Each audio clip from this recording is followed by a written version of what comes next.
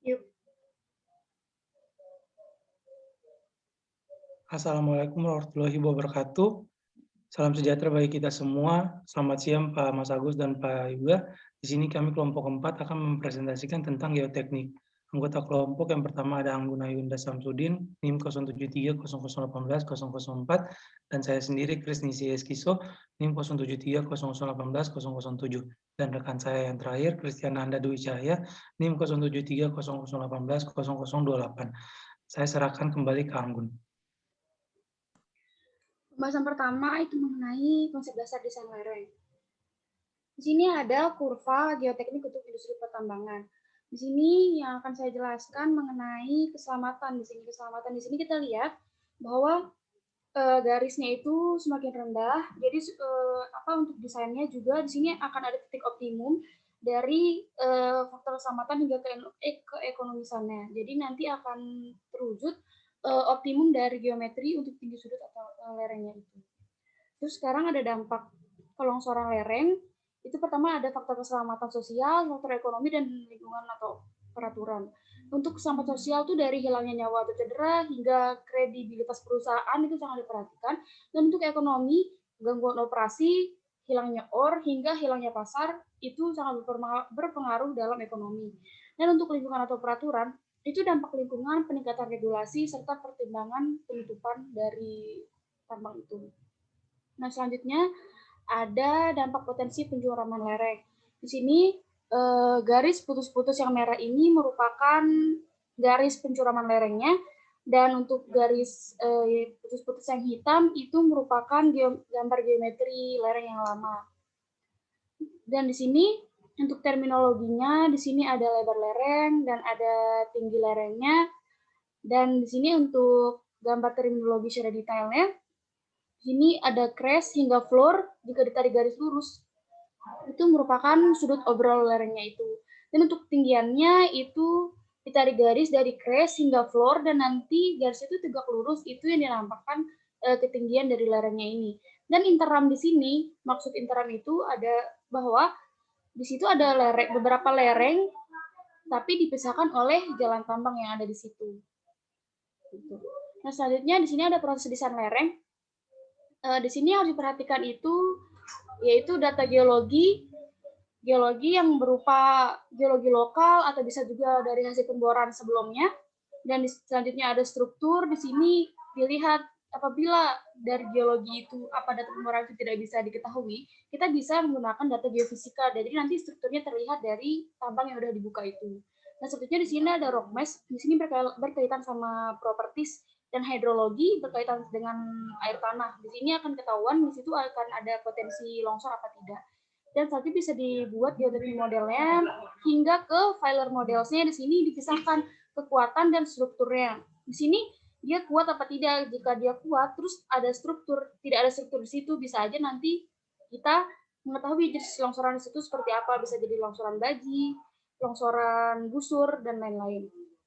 Dan selanjutnya ada desain faktor. Di sini sangat berkaitan dengan regulation atau regulasi, yaitu nanti ada peralatan alat-alat berat yang digunakan dan kapasitas yang digunakan juga terhadap alat tersebut. Nah, nanti situ akan ada main plan. Nah, main plan ini sangat berpengaruh terhadap regulasi ini untuk overall slope-nya. Dan kemudian ada analisis. Di sini kita analisis strukturnya bagaimana, kekuatannya bagaimana, air tanahnya bagaimana, dan in situ stressnya itu bagaimana. Jadi selanjutnya kita bisa menentukan final design itu seperti apa, baru bisa diimplementasikan di tambang itu tersebut. Dan di sini ada faktor probability dan safety factor-nya. Di sini kita tentukan dia static apa dynamic gitu.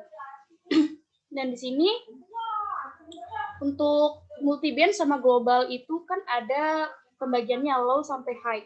Di mana low itu digunakan apabila di tempat itu tidak terdapat perkantoran dan tidak ada orang-orang di situ. Jadi digunakan konsekuensinya low. Dan untuk medium itu ada orang-orang yang ada di tempat itu tapi tidak ada fasilitas kantor.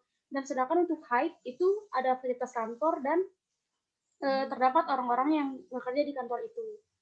Di situ bisa digolongkan berdasarkan Stacey 2009 ini, set faktornya sekian untuk statik dan dynamic. Selanjutnya, di sini ada penentuan sudut lereng berdasarkan tahap kegiatan dan tingkat target kepercayaan data menurut Stacey juga, yaitu ada konseptual lebih dari 30, previsibility atau kelayakan itu 40-60, ada didasarkan data diperoleh dari singkapan untuk yang di sini, dan untuk lebih dari 30 itu berdasarkan pengalaman dengan kondisi geologi yang sama, dan kelayakan 5175 didasarkan data diperoleh dari lokasi, dan ya seperti ini dari penjelasan ini, dan desain dan konstruksi dari antara 65 sampai 85 itu didasarkan pada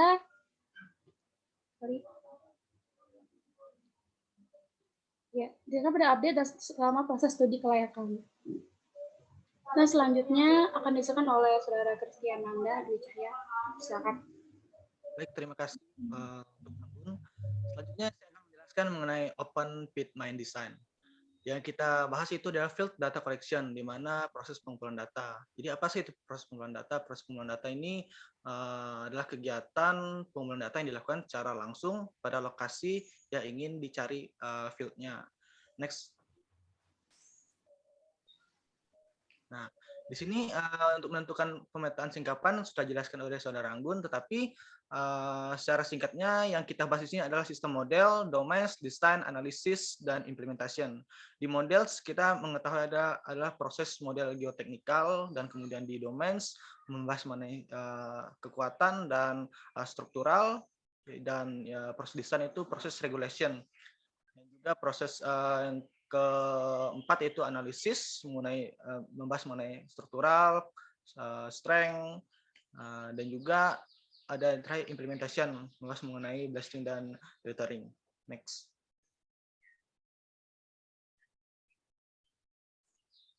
Next. Nah, di sini kita lihat rock mass scale mapping sheet.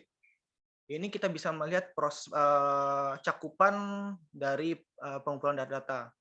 Yang kita bahas di sini adalah pengumpulan data itu diperoleh dari sistem strukturalnya, di mana di struktural ini kita bisa melihat yaitu intake or massive, di mana proses singkapan ini masih berjarak agak jauh, sementara di blok Q ini sistemnya sudah mulai teratur dan berbentuk singkapan kotak-kotak. Dan yang ketiga itu very blocky, di mana ini prosesnya sudah mulai kurang beraturan, tetapi proses singkapannya sudah mulai tabrak-tabrakan. Dan yang keempat itu blocky atau distracted, di mana singkapan ini sudah mulai tercampur antara satu garis vertikal dan horizontal. Dan kemudian yang kelima itu disintegrated, mengenai garis-garis yang sudah membentuk pola yang berbeda dibanding dengan blocky. Dan yang terakhir adalah laminated, di mana prosesnya singkapan ini sudah membentuk dari elevasi dari proses datanya. Next. Nah, mengenai proses teknik pemetaan yang kita peroleh ada 3 sistem teknik pemetaan, yaitu line mapping, window mapping, dan digital mapping. Yang pertama kita bahas itu line mapping.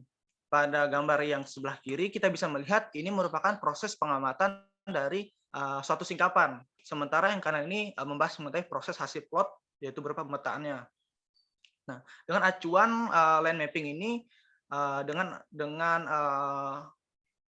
angka itu kisaran 150 hingga 350 dalam proses pengukuran strukturalnya. Sementara 40 hingga 60 itu pengukuran untuk satu set plottingnya. Dan yang kedua kita tahu itu Windows mapping, di mana Windows mapping ini dilihat dari ukuran jarak antar benches ke window dengan menyediakan cakupan hingga 10 hingga 25% dari unit pemetaannya. Dan yang ketiga ini digital imaging, di mana proses teknik pemetaan ini dibantu dengan sistem fotogrametri, di mana dengan fasilitas tersebut memperoleh hasil bentuk 3D maupun 2 dimensi sebagai representasinya. Next. Nah, ini mengenai klasifikasi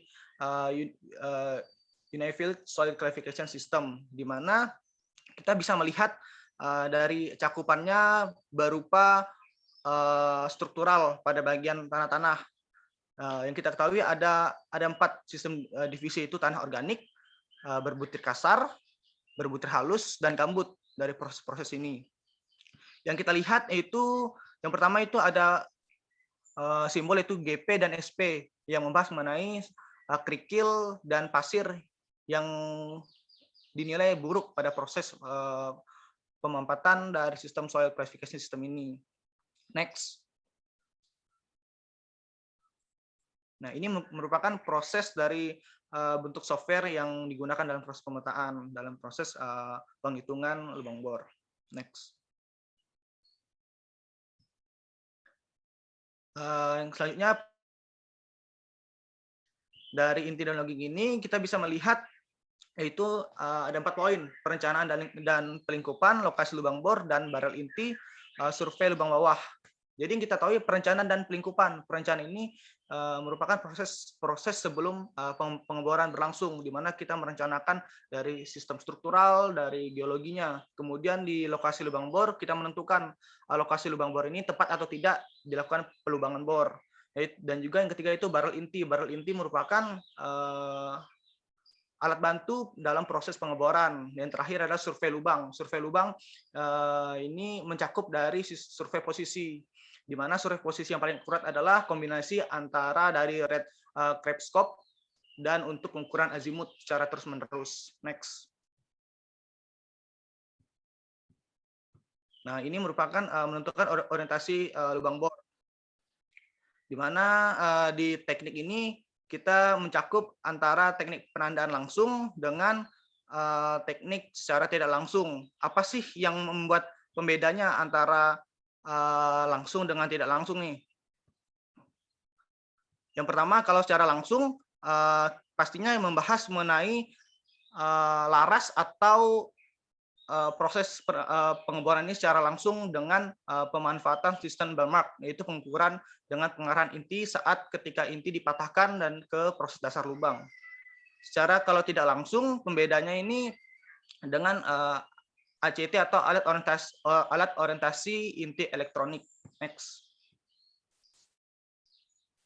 Nah, kemudian itu core logging. Core logging ini merupakan salah satu teknik dasar yang digunakan untuk mendapatkan informasi geoteknik. Jadi dengan bantuan alat ini memperoleh kedalaman dari sistem pelubangan bor. Next.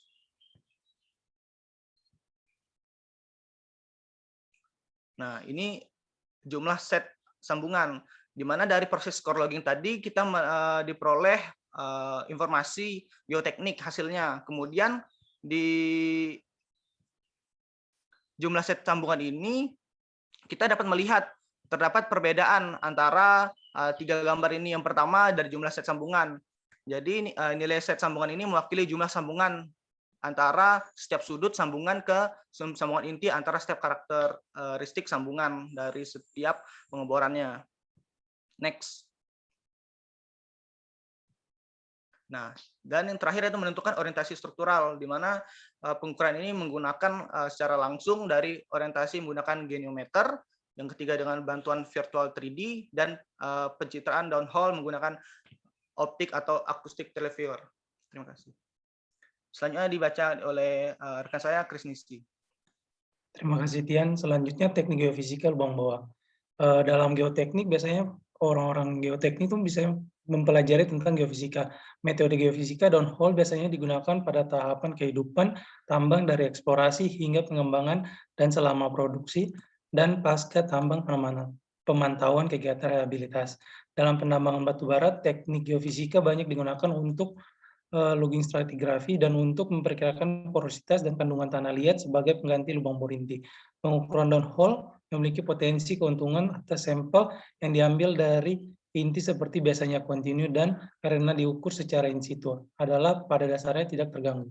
Next. Pengumpulan data air tanah. Air tanah dapat merusak lereng stabilitas. Tekanan fluida yang bekerja dalam diskontinuitas dan ruang pori dalam masa batuan mengurangi tegangan efektif dengan konsekuensi pengurangan kekuatan geser. Oleh karena itu tahap awal dari setiap proyek sangat pentingnya membutuhkan pendekatan yang terorganisir dengan baik, mengumpulkan data dan membangun konseptual model hidrologi. Perkembangan hidrogeologi, konseptual model yang untuk mendukung analisis desain lereng dan program depresuriasasi. Next. Langkah awal dalam pengumpulan data hidrologi melibatkan berikut ini: pencarian literatur untuk menentukan informasi hidrogeologi terkait di wilayah sekitar area proyek, identifikasi penguatan atau air tanah, pengumpulan data hidrogeologi yang didukung eksplorasi mineral dan program pengeboran sumber daya. Pengumpulan data mungkin termaksud pengukuran tinggi muka air tanah, pengumpulan laju aliran air, mencatat kehilangan cairan pengeboran, pengujian injeksi. Dan selanjutnya pemasangan sumur observasi air tanah, pelaksanaan pemantauan ketinggian air rutin, pengumpulan informasi klimatologi. Next. Karakteristik aliran air tanah secara keseluruhan, pengetahuan yang baik tentang skala regional dan tambang stratigrafi dan struktur geologi penting untuk menentukan hidrogeologi di sekitar area lokasi tambang. Informasi geologi biasanya dapat diperoleh dari laporan instansi pemerintah, eksplorasi daerah, pengeboran sumber daya, dan program pengeboran.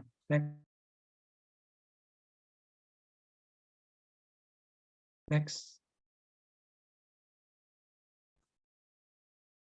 Karakteristik lereng pit lokal.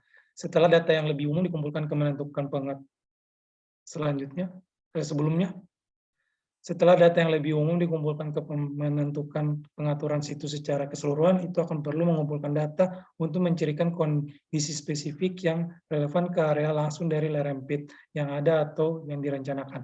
Metode pengujian yang paling tepat adalah sebagai berikut: pemantauan laju dan tekanan aliran udara dan ketinggian air, pengujian injeksi, pemantauan zona kehilangan cairan dan ketinggian air, pemasangan, pengujian permeabilitas in situ, pengukuran ketinggian air, melakukan program pengeboran geoteknik dan hidrogeologi. Next. Saya serahkan kembali ke Anggun. Baik, sekian presentasi dari kami kelompok 4. Kekurangannya mohon dimaafkan. Assalamualaikum warahmatullahi wabarakatuh.